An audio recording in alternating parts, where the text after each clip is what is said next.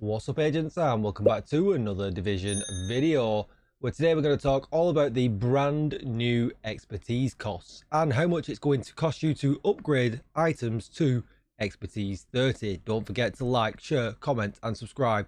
Let's get straight into it. Right, the game has turned into an endgame, very resource hungry game for those that want to prototype, because obviously when you do prototype something, you might not get the result you want, meaning that you have to do it all over again to see if you get lucky. And essentially, if you don't know what that is or what exactly it is that I'm talking about, you can see here at the moment I've got some Foxy's Prers prototype knees, and if I scroll this down, you can see that the yellow attribute actually terminaled and actually got the full roll. The first roll is always guaranteed. For instance, if I go look at my striker's backpack here, you can see my weapon damage is max, but my critical hit damage is 12, which is the maximum old value if it was still a gear set looking colour item. And that's the same for high ends and everything else. And obviously that gets a little bit more tricky when you get to items that have 3 attribute rolls on them, like assault rifle damage, health damage and damage target out of cover. You can see that 2 of them stayed at their maximum value for what the gear previously was, and then the damage target out of cover attribute went terminal because I was guaranteed 1. Now what you need to think about a little bit here is that on these kind of items where they're a yellow, that's the one that's going to go terminal. The other ones are the lower crit terminal chance. So that's what you got to think of it when you're doing named items, if they've got a yellow stat, like your Picaro's holster, your contractor's gloves and things like that. So what we're going to look at today though is, I digressed a little bit too much there, is how much it's going to actually cost us to expertise this piece of gear here, these Foxy's Prers, all the way up to 30. And you can see here, critical hit damage is what's on that one. So I'm going to change this to critical hit damage. None of the materials have actually changed. But you see here, I can't prototype it because it's not expertise level 30. So I'm going to have to go back into the expertise menu. I'm going to go to my knees. And there we go. And you can see here, we've got the brand new values on what this is going to take us to get to 30. And on the last upgrade, it's only 5 exotic components, which is very interesting. But how much did it cost me to get it all the way to 30? Well, let me pull up this chart here that we've got. So big shout out to Strapazon, who has created this chart. They also created the previous version of this that's floating around online. Extremely useful, as it gives you all the information that you need. So big shout out to them. You can see that at, I assume that's an X at, or maybe it's just the Reddit at down below in the bottom left. So do give them a thumbs up or a props if you see this on Reddit or online.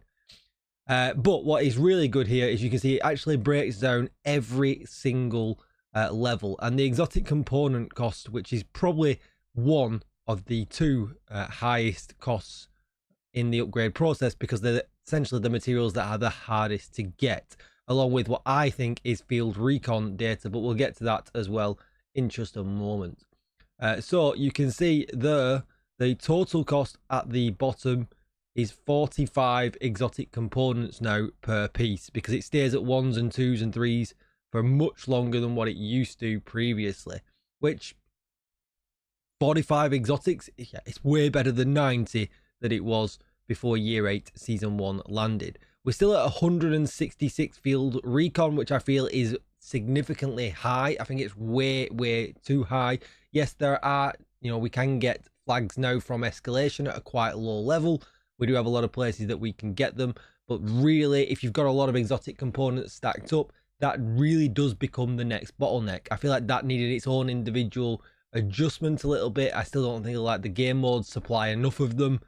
It's just a little bit out, maybe like 10-20% out, and that's just from my end game gameplay.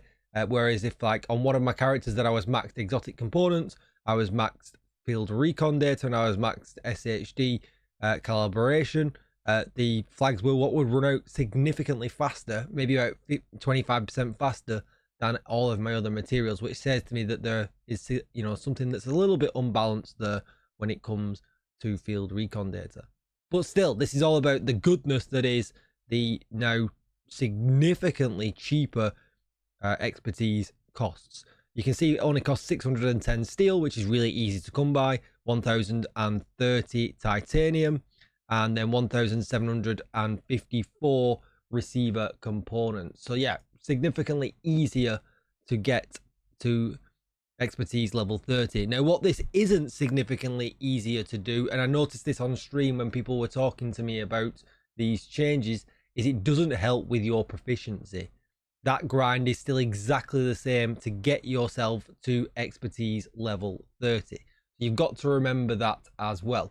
And also, if you want to expertise something to 30, you've got to remember that you've got to do this as well. You've got to make the item proficient. So even though I am expertise level 30 and I get no gain from making this proficient, if that's a bad example actually, because we can't do anything with that once it's expertise level 30. Oh, the numbers.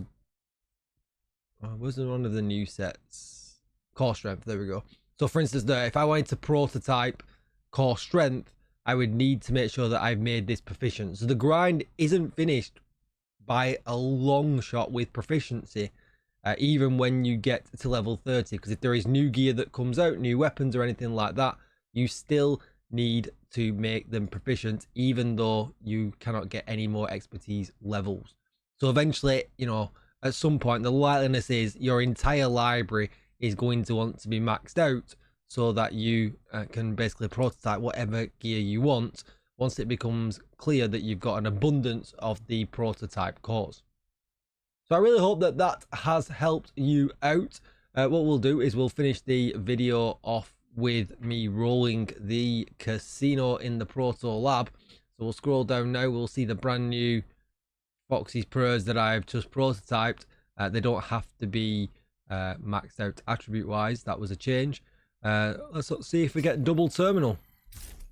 And we did not. We just got damage to target out of cover, which is exactly the same as the per that we have got. But if you've got the resources, this is what I was talking about a little bit before, you can just deconstruct it, get the core back, craft yourself a new per of Foxy's Pros, and go again. Because essentially, as you can see here on this chest piece, where I got double terminal, I got weapon damage and critical hit chance. Now, this was a newbie mistake. I actually wanted critical hit damage, so of all the things I got double terminal on, it's one that I made a mistake with, but it is what it is.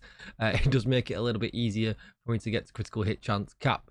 But that's essentially what I am hunting for before I do anything with any of my augments. That's going to be it for the video. Don't forget to like, share, comment, and subscribe. Thanks for watching as always, agents. I hope you're having a lovely Easter weekend, and I will see you in the next one. Bye-bye.